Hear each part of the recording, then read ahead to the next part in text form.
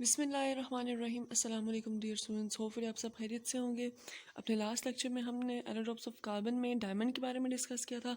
आज हम डिस्कस करने जा रहे हैं नेक्स्ट एलोट्रॉप्स ऑफ कार्बन। ठीक है, next one is graphite. Graphite meaning writing stone in Greek is a semi metal native element mineral. Graphite is the most stable form of carbon under standard conditions. ठीक है, writing stone इसको कहा जाता है। क्यों कहा जाता है, you know very well. Graphite graphene से निकला है, टू ड्रॉ टू राइट। ठीक है, for its use in pencil obviously. Unlike diamond, graphite is an electrical conductor. ये इलेक्ट्रिसिटी को कंडक्ट करता है। ठीक है, डायमंड की तरह नहीं है, डायमंड कंडक्ट नहीं करता था, ये इलेक्ट्रिसिटी को कंडक्ट करता है। और ये एक मोस्ट स्टेबल फॉर्म है कार्बन की।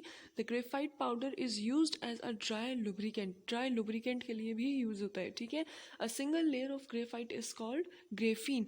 अब देखिए यहाँ पे आपको सामने स्ट्रक्चर में 3 लेयर्स नजर आ रही हैं ग्रेफाइट की, जो आपस में बॉन्डेड है। तो जो एक सिंगल लेयर होती है ग्रेफाइट की, उसको हम क्या कहते हैं, ग्रेफीन कहते हैं। ठीक है, ग्रेफाइट की अगर हम बात करें, each carbon atom is bonded to 3 other carbon atoms to give layer of hexagonal rings.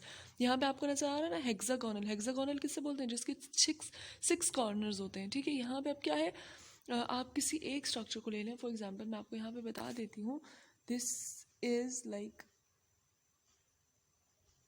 ऐसे है ना। ठीक है, तो यहाँ पे कितने कॉर्नर बन रहे हैं, 1 2 3 4 5 एंड 6। ठीक है, तो दिस इज हेक्सागोनल रिंग। ठीक है, तभी इसीलिए क्या कहा गया है, इसे हेक्सागोनल रिंग कहा जाता है। Is each bond is the same, the carbon atoms are sp2 hybridized. ठीक है, यहाँ पे एक s और 2 p ऑर्बिटॉल्स की आपस में हाइब्रिडाइजेशन हुई हुई होती है।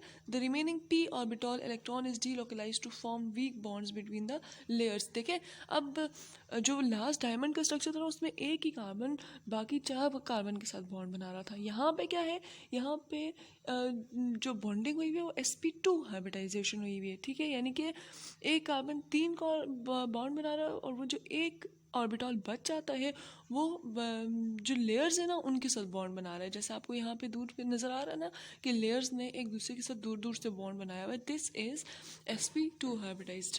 The remaining p orbital electron is delocalized to form weak bonds between the layers.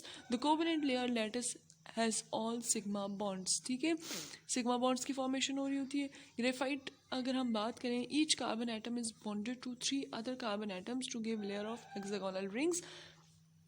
Properties of graphite. Because of the layer, graphite is an excellent lubricant as the layers can slide over each other. ठीक है, graphite is also a good conductor of electricity because of the delocalized electron.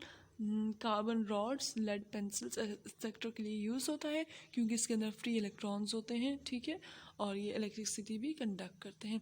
Next आ जाता है allotrope of carbon which is fluorine. Fluorine या इसे हम बकी ball भी कहते हैं। ठीक है, are molecules of varying size composed entirely of carbon which take the form of hollow structure। अब आपको यहाँ पे नजर आ रहा है ना, एक बॉल लाइक स्ट्रक्चर है जो अंदर से हॉलो है। ठीक है, स्फीयर, एलिप्सॉइड और tube were under study for potential medical use, binding specific antibiotics to the structure to target resistant bacteria and even target certain cancer cells such as melanoma। ठीक है, इसके अलावा इसका काम क्या होता है कि ये कैंसर सेल्स को टारगेट करता है। ठीक है, और बैक्टीरियाज को रेजिस्ट करता है, मतलब आप डिफरेंट एंटीबायोटिक्स के लिए यूज़ कर सकते हैं। ठीक है, और इसका मेडिसिन में भी बहुत ज़्यादा इस्तेमाल होता है क्योंकि ये बहुत सी डिजीज़ से आपको दूर रखता है। ठीक है, अगर फ्लोरीन की बात करें, is one of the member of family of spherical carbon molecules sometimes called bucky balls, has the formula C8। ठीक है, the carbon atoms are arranged in hexagons and pentagons to give a geodesic spherical structure similar to football. ठीक है, ये C6 ही पे consist करता है। ठीक है, मैं आपको समझा देती हूँ, this is not C8, this is like 1 2 3 4 5 6। ठीक है, 1 2 3 4 5 6, this is also C6 structure. लेकिन बस अरेंजमेंट कुछ इस तरह से हुई हुई है कि ये ग्रेफाइट में जो है वो एक लेयर्स की फॉर्मेशन हो रही होती है, लेकिन यहाँ पे एक बॉल लाइक स्ट्रक्चर बन रहा होता है। ठीक है, ओके। अच्छा, पेंटागॉन्स भी बना रहे होते हैं, जैसे आपने देखा होगा ना फुटबॉल का जो स्ट्रक्चर होता है उसमें कुछ हेक्सागॉन्स होते हैं, कुछ पेंटागॉन्स होते हैं. Hexagon is like this and pentagon is like this.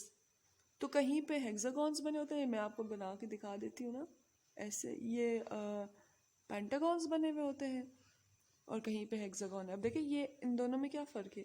This is pentagon 1 2 3 4 5, ठीक है, and this is hexagon 1 2 3 4 5 and 6, ठीक है. तो इस तरह से इनकी अरेंजमेंट हुई हुई होती है. ओके, जैसे अब आपको यहाँ पे स्ट्रक्चर में नजर आ रहा है ना, हेक्सागॉन्स भी हैं, पेंटागॉन्स भी हैं. Like in graphite each carbon atom is bonded to 3 carbon atom. Each carbon atom is sp2 hybridized. There are also delocalized electron, hence C60 can conduct electricity slightly. इसका as a whole जो formula आ जाता है ना, this is C60. यानी कि एक जो बकी बॉल होता है ना, उसके स्ट्रक्चर में 60 कार्बन्स होते हैं. समझ गए इस चीज़ को. और इनके अंदर फ्री इलेक्ट्रॉन होता है जिसकी वजह से ये इलेक्ट्रिसिटी कंडक्ट करते हैं. होपफुली आपको क्लियर हो गया होगा. अगर कोई कन्फ्यूजन है तो आप मुझसे पूछ सकते हैं. Thank you.